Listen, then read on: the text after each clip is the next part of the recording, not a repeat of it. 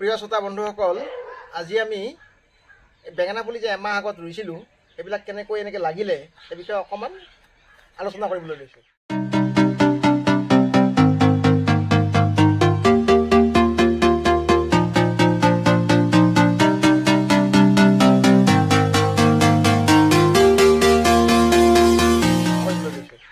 প্ৰথমটো কথা হ'ল এই টাবত ৰুৱাই আমি যে টাবত ৰুলোঁ এই যে লাগিলে এনেকৈ ফচল দিলে আমাৰ দুটা জাত আছে।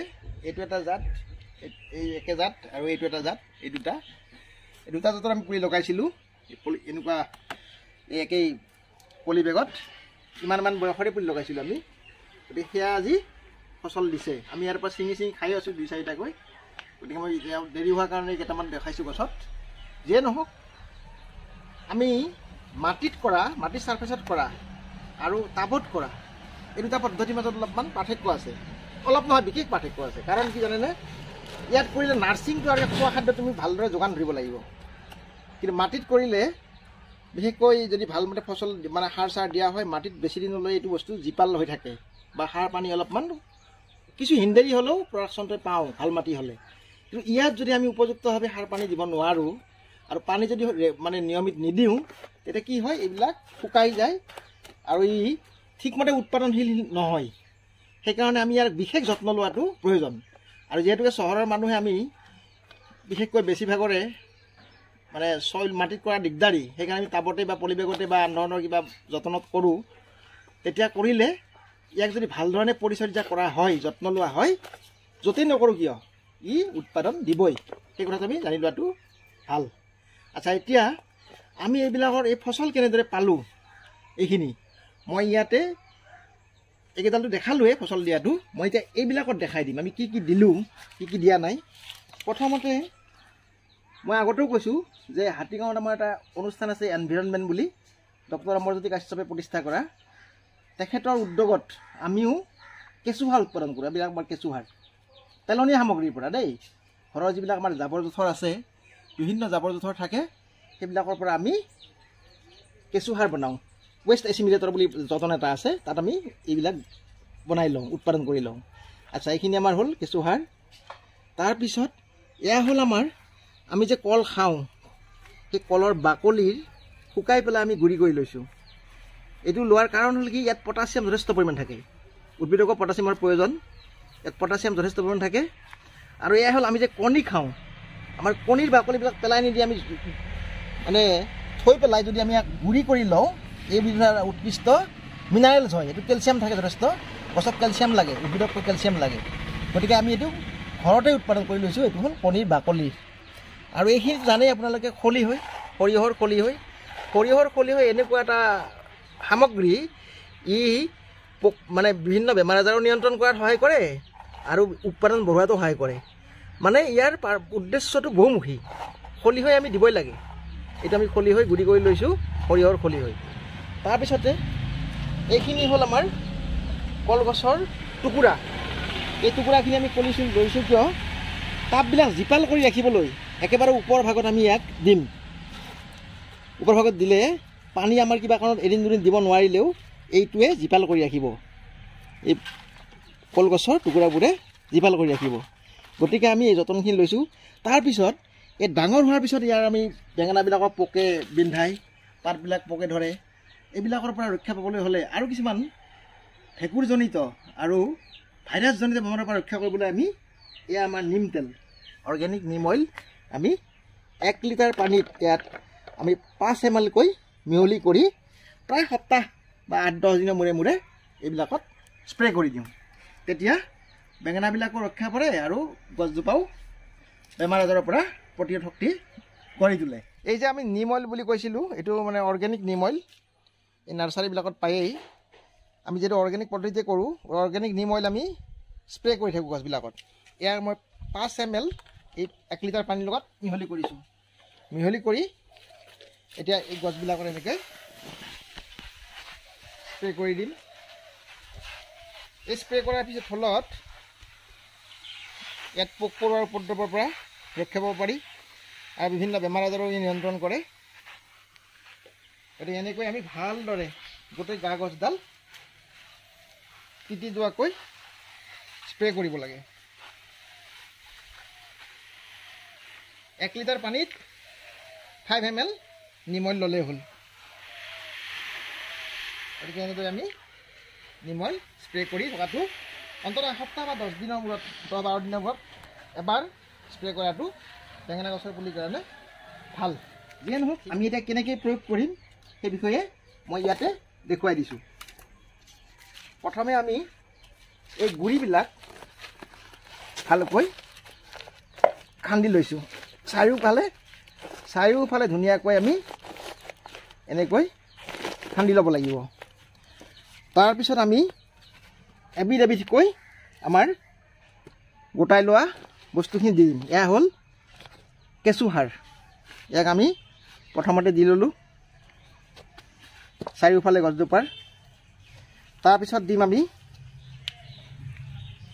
কণীৰ বাকলিৰ গুড়ি এনেকৈ দি দিলোঁ তাৰপিছত দিম আমি কলৰ বাকলিৰ গুড়ি দিলোঁ ইয়াৰ পিছত আমি দিম খলিহৈ গুড়ি কিছুমানে খলিহৈ পিছত পানীত ভিজাই দিয়ে পানীত ভিজাই পানীৰ লগত মিহলি কৰিও দিয়ে কিন্তু সেইটোতকৈ এনেকৈ যদি আমি গুড়ি কৰি দিওঁ ইয়াৰ কাৰ্যকাৰিতা বেছি হয় আৰু বহু দিনলৈকে ইয়াৰ গুণাগুণটো থাকি যায় সেইকাৰণে আমি এদিন দিয়া ভাল আচ্ছা ৰাসায়নিক সাৰ আৰু জৈৱিক সাৰৰ পাৰ্থক্য মই এটা কৈ দিম কথা চাই লওক আমি যদি এই বস্তুবিলাক দিলোঁ এই গোটেইকেইবিধ বস্তু 4বিধ বস্তু দিলোঁ ইয়াৰ যদি ভুলক্ৰমে আমাৰ গাটো পৰে গুড়িটো পৰে এইবিলাক যদি আমি গুড়িটো দি দিওঁ এইবিলাক যদি গুড়িত পৰি যায় আমাৰ ইয়াৰ একো ক্ষতি নহয় কোনো ধৰণৰ হানি বিঘিনি নহয় কিন্তু এইটো নিদি যদি আমি ৰাসায়নিক সাৰ দিলোঁহেঁতেন তেতিয়া কি হ'ল হয় ইয়াত লাগিলে আপোনাৰ অকণমান যদি শিপাই বেছিকৈ লাগে গুড়িত লাগে গছজোপাই মৰি যাব গতিকে এইটো এটা সাংঘাতিক জৈৱিক সাৰৰ ব্যৱহাৰৰ উপকাৰ ইয়াৰ গছত লাগিলেও একো নহয় গুড়িত লাগিলেও একো নহয় গতিকে এনেকৈ দিয়াৰ পিছত আমি এনেকৈ মাটিখিনি আকৌ চপাই দিলোঁ ঢাকি দিলোঁ ঢাকি দিয়াৰ পিছত ইয়াৰ জীপ মৰাৰ কাৰণে আমি জীপটোত ৰখাৰ কাৰণে আমি কৰোঁ কি এই কল বাকলি অকণ চাৰিওফালে দি দিলোঁ এনেকৈ দি দিলোঁ দি দিয়াৰ পিছত আমি আকৌ এইটো দেখুৱাই দিছোঁ এইটো পুলিত দেখুৱাম আমি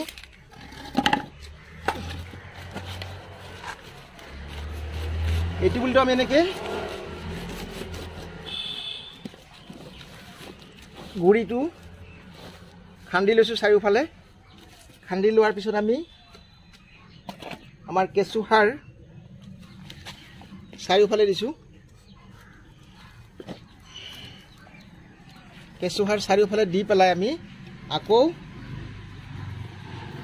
কণীৰ গুড়ি দি দিছোঁ কণীৰ বাকলিৰ গুড়ি নহয় দেই কণীৰ বাকলিৰ গুড়ি দিছোঁ তাৰপিছত আকৌ কলৰ বাকলিৰ গুড়ি দিছোঁ তাৰপিছত আমি দিছোঁ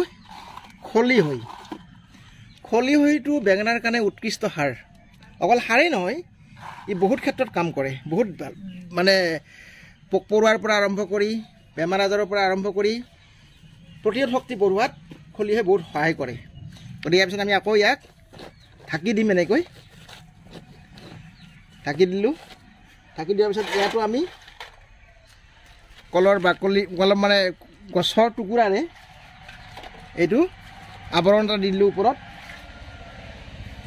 ইয়াৰ ফলত এই পানী দিলে ইয়াৰ গুড়িটো জীপাল হৈ থাকিব কিবা কাৰণত এদিন দুদিন বা 3 দিন পানী নিদিলেও কথা নাই এই পচি পেলাই এইবিলাকে জীপটো ধৰি ৰাখিব কাৰণ টাবত খেতি কৰিলে পানী দিয়াটো অত্যন্ত জৰুৰী কিবা কাৰণত হিনদাৰি হ'লেই শুকাই যায় গছবিলাক সেইকাৰণে আমি যদি এনেকৈ এই কলগছৰ গছবিলাক সৰু সৰুকৈ কুটি গুড়িত দিব পাৰোঁ তেতিয়া জীপটো সাংঘাতিক ধৰণে ৰাখিব পাৰে এইটো আমি নিজে ব্যৱহাৰিক অভিজ্ঞতাৰ ফালৰ পৰা কৈছোঁ নহ'লে গছবিলাক বৰ মৰহি যায় সেইকাৰণে এইটো কৰিব পাৰিলে ইয়াৰ উপকাৰিতা লাভ কৰিব পাৰি সেইকাৰণে আমি এইটো ব্যৱহাৰ কৰোঁ এতিয়া আমি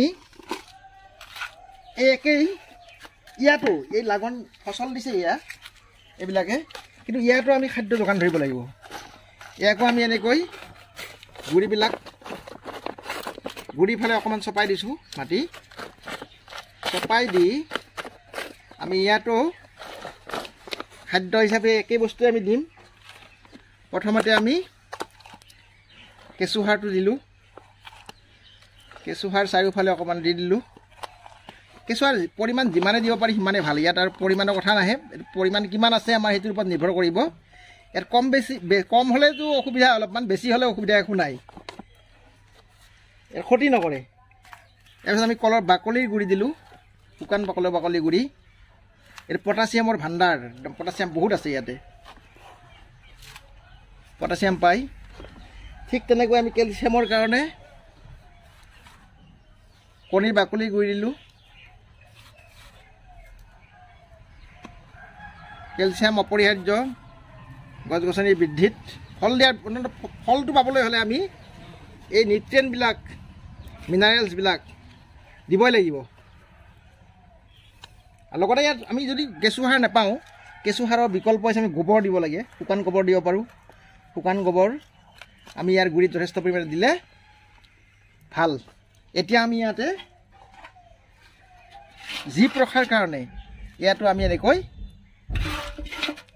কলগছৰ গা গছ কাটি সৰু সৰু টুকুৰা কৰি এনেকৈ দি দিছোঁ। ইয়াত অলপ বেছিকৈ দিলেও কথা নাই, কাৰণ এডাল ডাঙৰ গছ। এইবিলাক এসপ্তাহমানৰ ভিতৰত পচন ধৰিব। কলগছৰ এইবিলাক টুকুৰাবিলাক পচি পেলাই পানীটো সুন্দৰকৈ ধৰি ৰাখিব, কাৰণ কলগছত পানী এনেও ধৰি ৰখাৰ ক্ষমতা আছে। গতিকে এইবিলাক পচি পেলাই সুন্দৰকৈ পানীটো ধৰি ৰাখিব। আৰু এটা কথা আছে, নাৰ্ছিং কৰোঁতে আমি ইয়াৰ অদৰকাৰী এই যিবিলাক গুড়িৰ পাত আছে সেইবিলাক ছিঙি দিব লাগে। এনেকৈ ছিঙি দিলে পোক পৰুৱাৰ বাহৰ পৰা ইয়াত বচাব পাৰি, আৰু খাদ্যটো মূল গছজোপাই পোৱাত সহায় হয়। এনেকৈ আমি অদৰকাৰী পাতবিলাক ছিঙি পেলাই দিব লাগে। বাকী দৰকাৰী পাতখিনি বা প্ৰয়োজনীয় পাতখিনিহে ইয়াত থকাটো উচিত। তেতিয়াহ'লে আমি ইয়াৰ খাদ্য গুণটো গছডালে যদি পায়, গোটেইখিনি খাদ্য যদি শোষণ কৰিব পাৰে, তেতিয়াহ'লে এই ফচলটো ভালদৰে দিব পাৰিব। এই সাৰখিনি দিলোঁ, গোটেইখিনি ইয়াত বস্তু মিলাই দিলোঁ। দিয়াৰ লগে লগে ইয়াত পানী দিলে আমাৰ অসুবিধা হোৱা নাই, বৰং পানীটো দিলেহে ভাল। এনেকৈ যদি আমি পানী দিওঁ প্ৰত্যেকতে, কি হয়, ইয়াৰ নিউট্ৰিয়েণ্টবিলাকে পানীৰ লগত দ্ৰৱীভূত হৈ গছজোপাই আহৰণ কৰাত সময় নালাগে। কিন্তু কেমিকেল সাৰ যদি দি পেলাই এনেকৈ পানী দিয়ে কোনোবাই, ই লগে লগে মৰি যাব। জৈৱিক সাৰৰ এইটো এটা ডাঙৰ সুফল। আমি ইয়াত পানী দিলোঁ, ই গোটেইখিনি নিউট্ৰিয়েণ্ট শোষণ কৰি ল'ব পাৰিব লাহে লাহে। আমাৰ যথেষ্ট কলি আহিছে, আগতে ছিঙিছোঁ আমি বহুত, এইবিলাক ডাঙৰ হৈছে। এই কলি পেলাইছে আৰু কলি দিয়ে আছে, এইবিলাক ফুলিয়ে আছে। এতিয়া এই আচল সময় হোৱাই নাই। এতিয়া সেই আমি আৰু ইয়াৰ যেতিয়া নাৰ্ছিং কৰি যে দিলোঁ, এতিয়া যেতিয়া আৰু এবাৰ ইয়াক খাদ্য যোগান ধৰা হ'ব, তেতিয়াহ'লে ই সুন্দৰকৈ ফলে একদম জাতিষ্কাৰ হৈ উঠিব। মানে এজোপা গছত বহুত ফচল আমি পাবৰ কাৰণে সক্ষম হওঁ। গতিকে বন্ধু বান্ধৱীসকল, আমি নিজৰ অভিজ্ঞতাৰ ফালৰ পৰা এইখিনি দেখুৱাই দিলোঁ। বেঙেনা গছক কেনেকৈ পৰিচৰ্যা কৰিলে, আমি এমাহ আগতে এনেকুৱা সৰু পুলি ৰোৱাৰ পিছত আমি কেনেকৈ এইটো পালোঁ, সেইটো কি পদ্ধতিত পালোঁ দেখুৱাই দিলোঁ। গতিকে আপোনালোকে যদি এইটো পদ্ধতি অনুসৰণ কৰে, একেই পদ্ধতি অনুসৰণ কৰিলে উৎপাদন পাবলৈ সক্ষম হ'ব। গতিকে যদি প্ৰয়োজনীয় বুলি ভাবে, তেতিয়া বন্ধু বান্ধৱীসকলক, আন বন্ধু বান্ধৱীসকলক ইয়াত ভাগ দিয়াৰ কাৰণে শ্বেয়াৰ কৰি দিবলৈ অনুৰোধ কৰিলোঁ। আৰু ভিডিঅ'টো ছাবস্ক্ৰাইব কৰি দিলে আমি উপকৃত হ'ম বুলি ভাবিছোঁ। ধন্যবাদ।